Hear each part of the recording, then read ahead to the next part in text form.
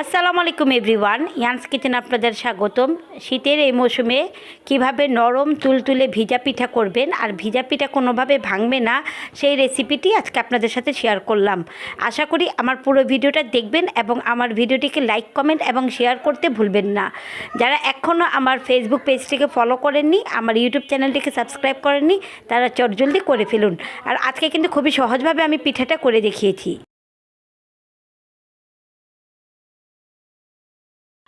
এখানে বাজারের কেনা হাফ কেজি একেবারে চিকন চিকন চালের গুঁড়া দিয়েছি। আর কেউ চাইলে এটা ঘরেও পাটায় বেটে নিতে পারেন, চালটাকে ভিজিয়ে পাটায় বেটে নিতে পারেন। আমি এটা আজকে বাজারের কেনা চালের গুঁড়া দিয়ে করছি। এর মধ্যে সামান্য এখন লবণ দিব। লবণটা খুব বেশি দিব না, একেবারে অল্প পরিমাণে। আর এখানে কুসুম গরম পানি দিয়েছি, খুব বেশি গরম না, কুসুম গরম পানি দিয়ে এটাকে একটা বেটার করে নিতে হবে। পানিটা একবারে দিব না, অল্প অল্প করে দিব। বেটাটা একটু পাতলাই করতে হবে। এখানে হাফ কেজির মতো আমি চালের গুঁড়া নিয়েছি। বেটাটাকে একটু পাতলা করে করতে হবে। এরকম হুইস্ক বা হ্যান্ড বিটার দিয়ে বেটাটাকে একটু বিট করে নেবেন, তাহলে এটা খুব সুন্দরভাবে একটা ফ্লাপি হবে। এভাবে একটু জোরে জোরে একটু বিট করে নেবেন। বেটাটা দেখেন একটু পাতলা করেছি আমি, খুব বেশি ঘন না, এভাবে দিলে পড়ে যায়। বেকিং পাউডার হাফ চা চামচের মতো আমি এখানে ব্যবহার করেছি। এখন মিক্স করে নিতে হবে। বেকিং পাউডারটা দেওয়ার পর হাফ অ্যান আওয়ারের জন্য রেস্টে রেখে দিতে হবে। কিছুটা নারকেল আমি এর মধ্যে দিব, নারকেল কোরানো অল্প, আর বাকিটা আমি শিরার মধ্যে দিয়ে দিব। কিছুটা নারকেল আমি এর মধ্যে দিয়েছি। এটা আপনাদের উপর ডিপেন্ড করে, আমি একটু স্বাদ বাড়ানোর জন্য দিয়েছি, আপনারা চাইলে এটা স্কিপও করতে পারেন।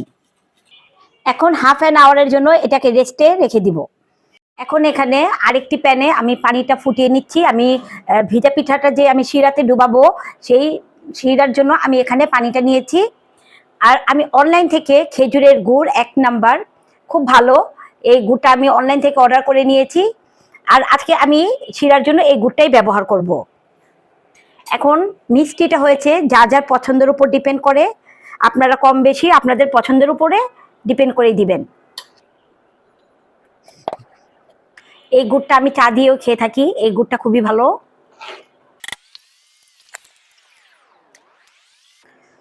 পানিটাকে ভালো মতো একটু ফুটিয়ে নিব। যদি মিষ্টি পরিমাণটা আর একটু দিতে হয় তাহলে আমি একটু পরে দিব, প্রথমে একবারে পুরোটা দিব না। এখানে 1 কাপ কোরানো নারকেল দিচ্ছি। এটাকে এখন একটু বলক এনে নিব। এটা একটু বলক আসার অপেক্ষা করতে হবে।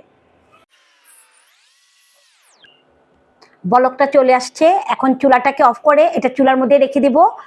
পিঠাগুলোকে বানিয়ে গরম অবস্থাতেই পিঠাটাকে আমি এটার মধ্যে ভিজিয়ে দিব।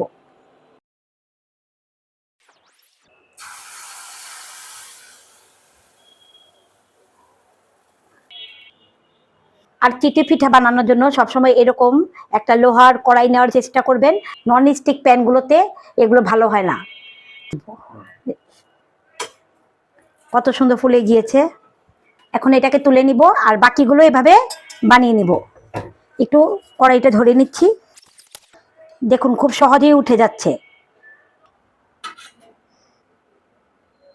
পিঠাগুলো গরম অবস্থাতেই এখন আমি শিরাতে ছেড়ে দিব।